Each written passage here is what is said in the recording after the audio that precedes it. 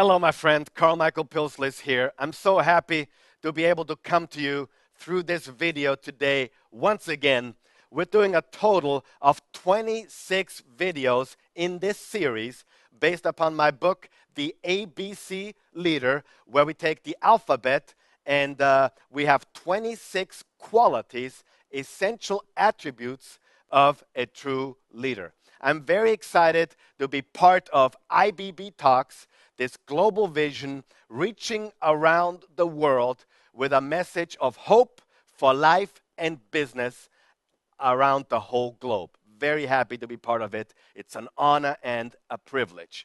Today, we're going to talk about the letter L.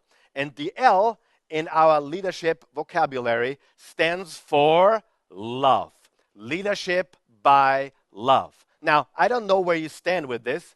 You may be asking, what does leadership have to do with love? And thank you for the question. Or you may say, well, that's obvious. Leadership has to be by love. And I agree with you because the greatest leader of all times, which, by the way, is Jesus Christ, he created or he founded this concept or this philosophy, leadership by love. He's the originator of leadership by love.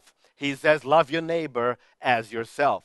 He says that we have to prefer the other above ourselves. He continually put other people above himself. He continually lived out that type of leadership by love. And I'm totally convinced there's nobody who taught leadership better than Jesus Christ. There's nobody who lived leadership like Jesus Christ. There's no one better to look to when it comes to leadership. And he said, without love, we are nothing. Without love, we are a zero. Without love, we are not really leading. And I agree. A true leader has to put others above or before himself, and it has to be motivated by love, a desire to helping others, making people better, influencing them for the better. And it's all really loving people. Now, love is not this warm, fuzzy feeling all the time. It just means that we have the right motive, that we want the best for others, that we have their best interest in mind. That is love. We tell them the truth, we lead them in the right way, but we do it in a spirit and motivation of love. Now, listen to this. The true leader loves people and uses things. A so-called leader or a leader that's still growing or not maybe the true leader loves things and uses people. I think all of us sometimes have that temptation. That does not mean we are false leaders. I'm not saying that. But we have to make sure and check our motives daily and make sure that we love people more than we love anything else or things or fame or reputation, that we love people more. So it is very important. The Apostle Paul, in the very, very famous passage of 1 Corinthians, I do a lot of weddings, so I read this all the time. But I found the Message translation of 1 Corinthians 13, which nails it. It really nails the concept of love in everything, in every relationship, in leadership, in business. It has to be love. See, we even start a business because we want to change the world.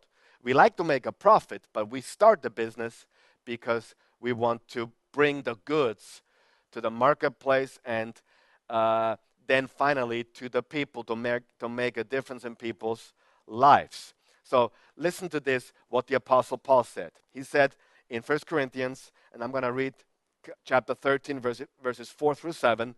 So no matter what I say, what I believe, and what I do, I'm bankrupt without love. Love never gives up. Love cares more for others than for self. Love doesn't want what it doesn't have. Love doesn't strut. Love doesn't have a swelled head. Love doesn't force itself on others.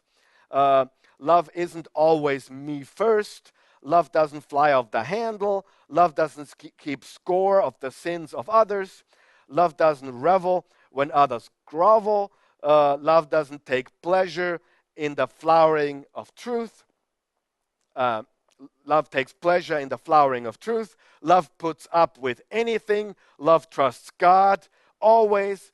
Love always looks for the best, never looks back, but keeps going to the end. Love never fails. Love never gives up.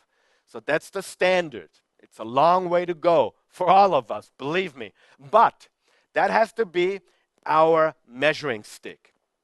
It has to be our goal. The greatest goal is love. Now, Mother Teresa, I believe, lived leadership by love in a big way. I actually met somebody who worked with her for 10 years side by side.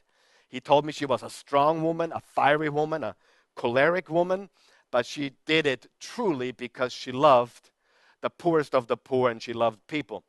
And also Nelson Mandela, who through his vision and leadership and love changed his entire country and many other parts of the world, and many consider him to be a great leader, one of the greatest of all times.